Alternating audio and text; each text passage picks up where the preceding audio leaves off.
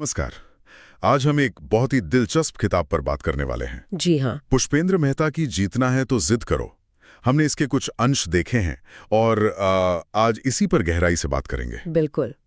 किताब का जो मूल आइडिया है वो बड़ा पावरफुल है। हाँ, कि जीत के लिए जिद मतलब एक तरह का हक या कहें दृढ़ निश्चय, ये क्यों इतना जरूरी है। और ये भी कि हार के डर को कैसे छोड़ें। सही। तो हमारा मकसद आज यही समझना है कि लेखक क्यों मानते हैं कि सफलता के लिए ये जिद ही सबसे बड़ी शक्ति है, और इसका असली मतलब क्या है उनके हिसाब से। हाँ, शुरुआत में ही वो एक बढ़िया बात कहते हैं कि असफलता कोई अंत नहीं है। हाँ, बल्कि वो सही दिशा में एक मोड़ हो सकती है। सुनने में तो ये बहुत अच्छा लगता है, पर क्या जिंदगी में ये इतना सीधा होता है?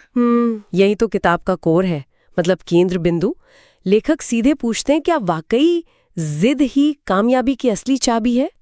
उनका मानना है कि सब कुछ यहाँ से शुरू होता है, सोच से, मानसिकता से। अच्छा। वो कहते हैं जो लोग सोच लेते हैं ना कि भाई मुझसे नहीं होगा, वो असल में रुक ही जाते हैं। और दूसरी तरफ जो ये कहते हैं कि मैं ये करके दिखाऊंगा, चाहे मुश्किल लगे, रास्ता कठिन हो, वही कामयाब होते हैं। हाँ बिल्कुल। लेकिन यहाँ एक सवाल है, क्या लेखक बाहरी मुश्किलों को थोड़ा कम नहीं आंक रहे? जैसे सबके पास साधन नहीं होते, हालात अलग होते हैं, सारा जोर सिर्फ अंदरूनी सोच पर क्यों? ये बहुत वैलिड पॉइंट है।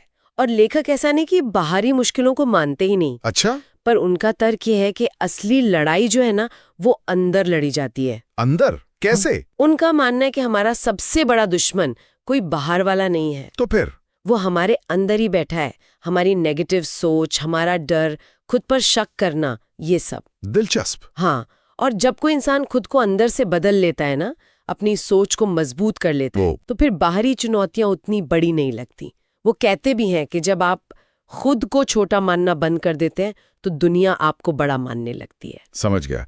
तो ये जो अंदरूनी दुश्मन है, इससे लड़ने के लिए या सोच बदलने के लिए लेखक कुछ तरीके भी बताते हैं। मतलब सिर्फ सोचने से तो नहीं होगा ना? बिल्कुल बिल्कुल, वो सिर्फ फिलॉसफी नहीं दे रहे, कुछ प्रैक्टिकल स्टेप्स भी हैं। जैसे कि पहला और सबसे जरूरी, वो कहते हैं अपना आराम का दायरा छोड़ो, कंफर्ट जोन से बाहर निकलो। ओह, ये तो मुश्किल लगता है। हाँ, पर वो कहते हैं कि असली ग्रोथ, असली ताकत चुनौतियों में ही है, आराम में नहीं। ठीक है। और दूसरा, छोटी छोटी जीतें हासिल करो रोज। इससे क्या होता है? कॉन्फिडेंस बनता है। हाँ, ये बात तो है। और फिर बड़ी चुनौतियों के लिए हिम्मत आती है। और तीसरा, रोज खुद को थोड़ा बेहतर बनाओ, कंटिन्यूअस इम्प्रूवमेंट, चाहे कितना ही छोटा कदम क्यों ना हो। एकदम कंसिस्टेंसी जरूरी है। ये तो रोजमर्रा की जिंदगी में करने वाली बातें हैं। करेक्ट। अच्छा, मैंने ये भी पढ़ा कि लेखक ने जीत के लिए एक 3 सूत्रीय फॉर्मूला दिया है, 3D।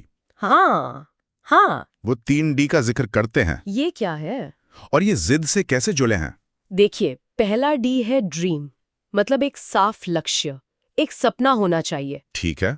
मंजिल? हाँ बिल्कुल, मंजिल पता हो।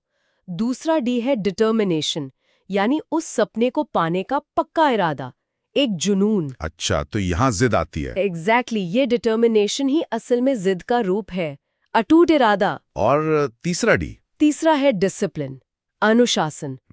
क्योंकि सपने और इरादे हों, लेकिन अगर रोज मेहनत ना हो, अनुशासन ना हो, तो वो अधूरे ही रह जाते हैं। तो मतलब ये हुआ कि जिद कोई ऐसी हवा हवाई चीज नहीं है। नहीं, बिल्कुल नहीं। ये रोज के कामों में दिखनी चाहिए, जैसे सुबह उठना या किसी डर का सामना करना। एकदम सही।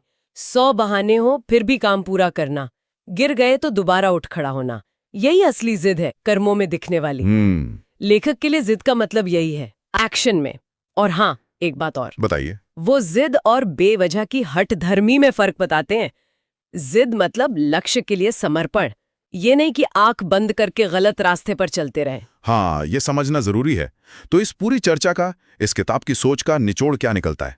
आखिर हारता कौन है? लेखक का निष्कर्ष तो बहुत साफ है, सीधा। क्या है? उनके मुताबिक दुनिया में बस 2 तरह के लोग हारते हैं। कौन? पहले वो जो डर के मारे कभी कोशिश ही नहीं करते, पहला कदम ही नहीं उठाते। और दूसरे वो जो शुरू तो करते हैं, पर जैसे ही मुश्किल आती है या रास्ता लंबा लगता है, बीच में ही हार मान लेते हैं, अपनी जिद छोड़ देते हैं। हाँ, अपनी जिद छोड़ देते हैं। तो मतलब साफ है, अगर हारने वालों में नहीं आना है तो एक ही रास्ता है, जो किताब का टाइटल भी है। बिल्कुल, जीतना है तो जिद करो। एकदम।